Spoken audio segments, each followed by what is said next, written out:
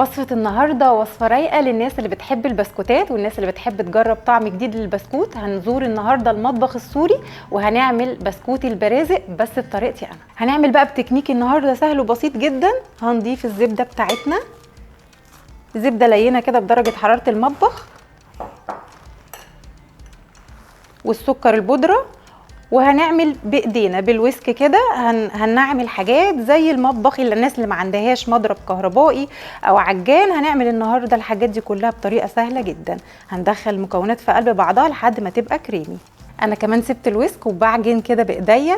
هخلي الزبده مع السكر فاتحين خالص. هنستغنى عن اي ادوات في المطبخ وهنرجع بقى القديم وبقى ونعمل الخطوات بايدينا زي ما كنا بنضرب اي حاجه بايدينا لحد ما ننعمها وتبقى فاتحه بالشكل ده. انا استخدمت كوبايه من الزبده عليها معلقه بالظبط. تقدري كمان تستخدمي هنا مش ضروري خالص زبده، ممكن نستخدم سمنه، بس لو هنستخدم سمنه هنخليها ساقعه علشان تعمل فوم معانا. وكوبايه من السكر البودره. عليهم ايه؟ عليهم نص كيلو من الدقيق. الناس اللي ما بتحبش المقادير يعني بالجرامات، احنا استخدمنا النهارده كوبايات. هضيف الدقيق بالتدريج وهحط ربع معلقه صغيره من البيكنج باودر علشان بس يبقى معايا البرازق مش مكتومه. مش عايزين نزود بيكنج باودر عشان ما تنفخش برده مننا. ادي ربع معلقه صغيره من البيكنج باودر زي ما اتفقنا. وطبعا ضايفين رشه ملح على الدقيق. وعلشان الكلام ده كله يدخل في قلب بعضه احنا بنعجن بشويه لبن او شويه ميه. طبعا البرازق السوري بتتعمل يعني في الاصل عندهم بتكنيك مختلف شويه. انا النهارده حبيت اجيب لكم طريقه سهله وبسيطه وطعمها حلو جدا، ما يختلفش كتير عن الطريقه الاصليه بتاعتهم بس بتكنيك اسهل. هضيف بقى اللبن او ميه. الناس اللي حابه تضيف ميه مفيش مشكله.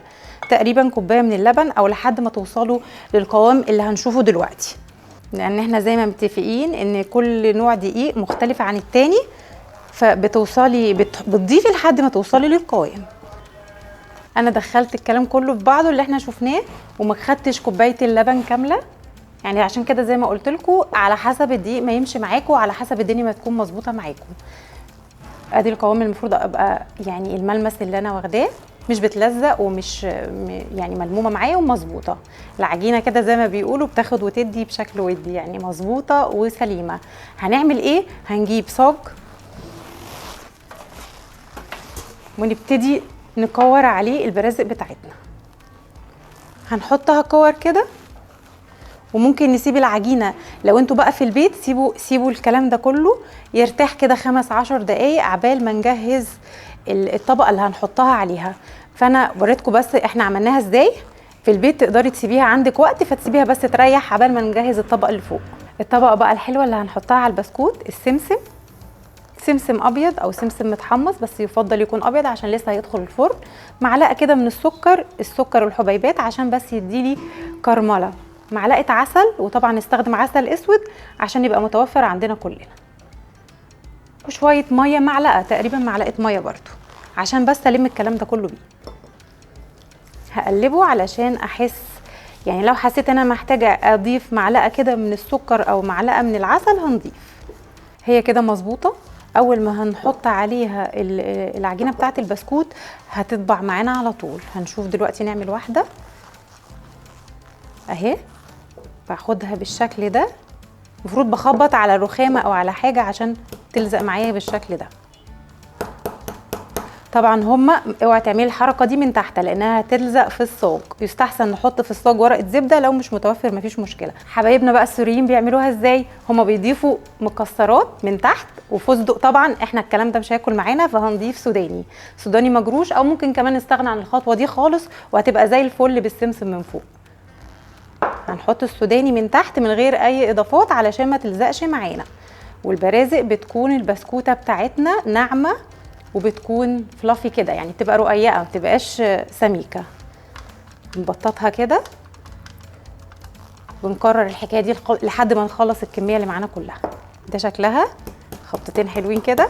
طبعا الرخامه تكوني منضفاها ومظبطينها فما تقلقيش. وهنضيف في السوداني زي ما قلنا من تحت من غير ما احط في السمسم،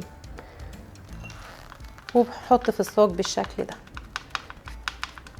وده شكل البرازق بعد ما شكلناها بالشكل البسيط قوي ده.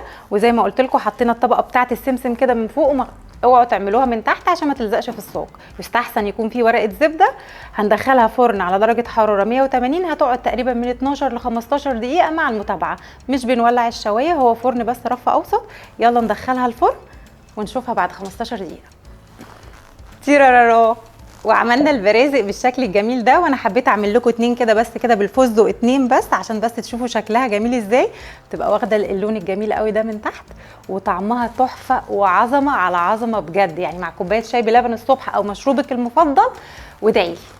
كل وصفاتنا تجدوها حصريا على موقع الوصفة.com.